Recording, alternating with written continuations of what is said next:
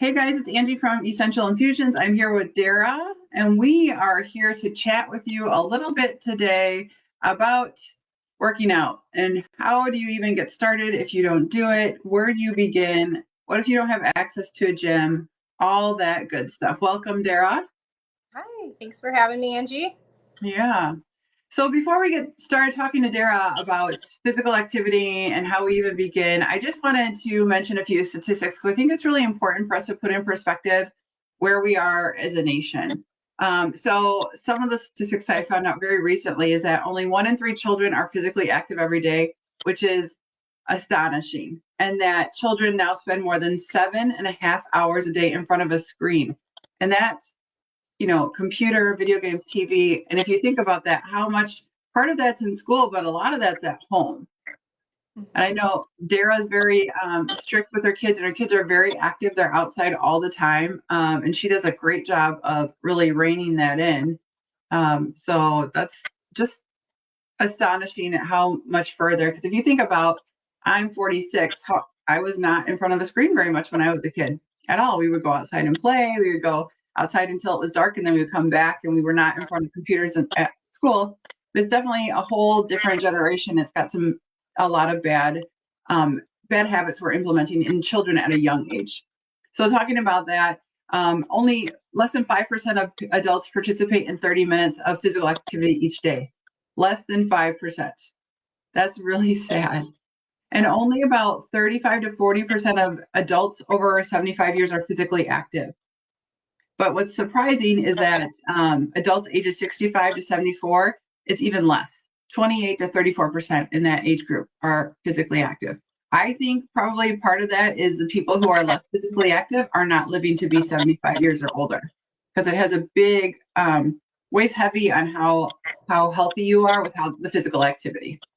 So 80% of us do not meet the guidelines for both aerobic and muscle strength activities per week, and more than 80% of adolescents also do not do that. And nationwide, it's really a problem. And then just to put in perspective, the states that are the most active were Alaska, Montana, Utah, and Vermont. And then the least active were Tennessee, Louisiana, Mississippi, and Kentucky. I bet you Illinois is somewhere kind of in the middle there because we're active maybe more part in the summer. Yeah. So, Dara, with all those statistics, how do we even get started? Yeah, I know. I would first like to say that I view this kind of as, they're sad statistics, but I view it as kind of an exciting opportunity because this screen time, just this epidemic is kind of been just become the cultural norm. But that can all change with us, with our individual families. We can make better habits for the generations going forward. So it's kind of an exciting opportunity, but it does start with a mind shift and like that culture shift. So start with your family. And I would say if you have kids, it's not convenient. I know that from my own personal life, but try working out with them, engaging them. And maybe you start slow, because I think the problem is too, my first piece of advice would be you just have to start. There's like two camps of people, I think. And one is that you are willing to try anything, but then there's not much follow through, or you aren't very, I don't know, your plans kind of, you don't have a plan. Maybe that's it. You don't have a plan. So you start, but then you quickly fall off because life happens. It's not fun, whatever. And so you don't have the why you're doing it and the action plan to be able to stay doing it. But then the other camp, and I'm more in this camp, is I get analysis paralysis, where I have to have it all figured out before I start. And if that's the case, then you just never start, right? Yeah. So I think it's nice to have some forethought of why are we doing this? Because if you have your why, you're more likely to stick with it. And then kind of think through some obstacles that you're going to have. Maybe it's time. We're all short on time. But maybe we also start saying no to some things so we can say yes to our health. So it's also about where our priorities are. But I would say once you kind of figure out your camp, try to get a little bit of a plan and then implement that plan with your family. It's not going to go perfect. it's probably going to be a disaster, honestly, the first couple times, the first couple. But you just have to get started. So if you're trying to do it with your family, there's not a ton of gyms that allow kids in the weight room, but that means you could play outside. You could work out in your home. My husband and I work out a lot at our house. And we do that with our kids. We do push-ups, we do squats, we do body weight things with them, and they do a lot. And it's been really fun to see their confidence grow as they realize that what their bodies are capable of.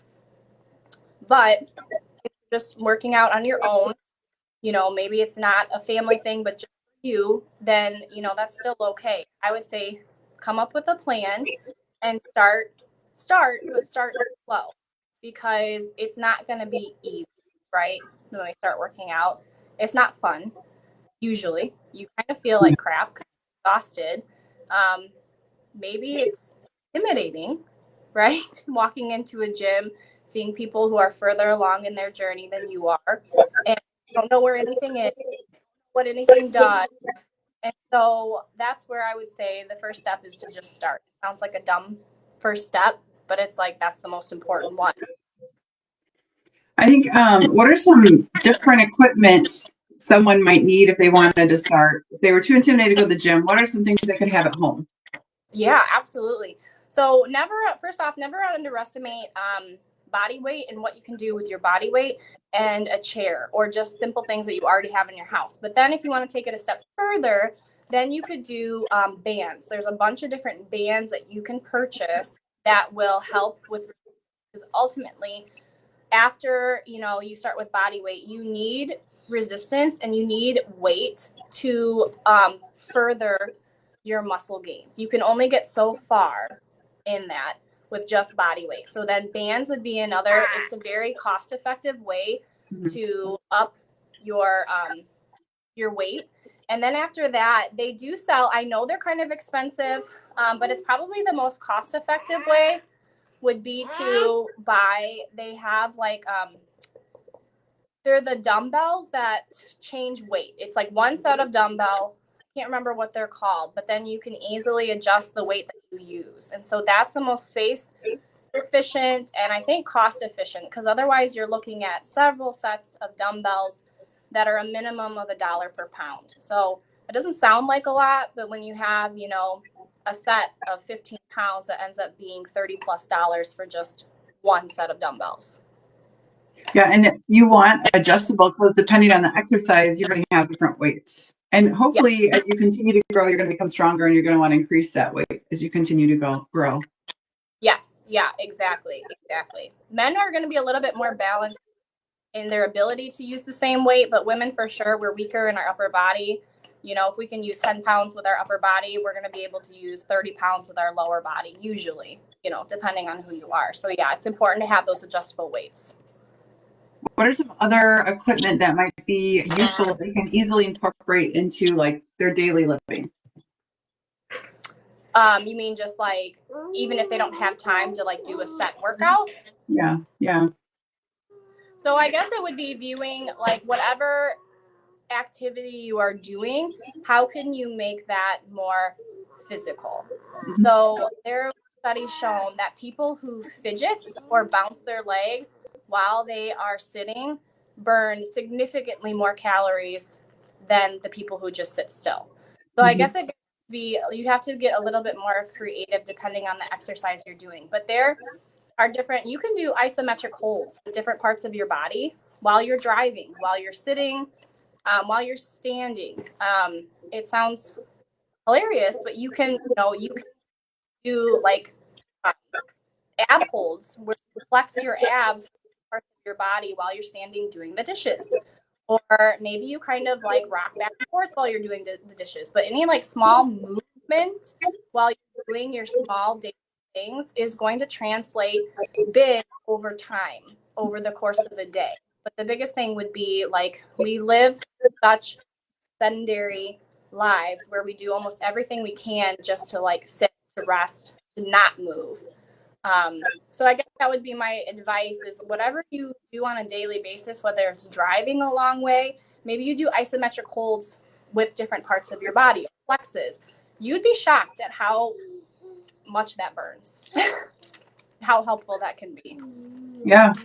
And then for those people who have desk jobs, obviously like a walking treadmill or standing or even getting one of those balls that they can sit on and kind of roll around. And Yeah. then I always encourage them once every hour, you get up, you do some squats, you do some stretches, some band work. You have a little mini routine you do for like 5 minutes every hour that gets you Yeah. moving. Yeah, absolutely. Movement is really just the key to get moving. I think sometimes we have to remember, though, that sometimes in looking for the extraordinary, we overlook the ordinary. So that's why it's like you don't have to have equipment or, fancy things to improve your health. You can just do it, by just moving. Every little bit counts. Yeah, going up and down the stairs and sitting and standing, squats, while you're watching TV or step ups or whatever it may be. Just moving moves your body, helps your body get where it needs to go. So it's super important to do that. So just start. And if you're looking for more help, we can help direct you a little bit more in what you can do, what your body can physically do. But you would be amazed at how much you can do, how advantageous it is for you long term to start moving now, 5 minutes at a time, 5 minutes at a time, and then to slowly build from that. Yes, absolutely. Well, thank you, Dara, for sharing with us. And if you need any help with figuring out what you can do, where you can do, we have personal trainers who can help you. We're here to help you. Just check us out at essentialinfusionsplus.com or give us a call, and we will talk to you guys soon. Thank you. Thank you.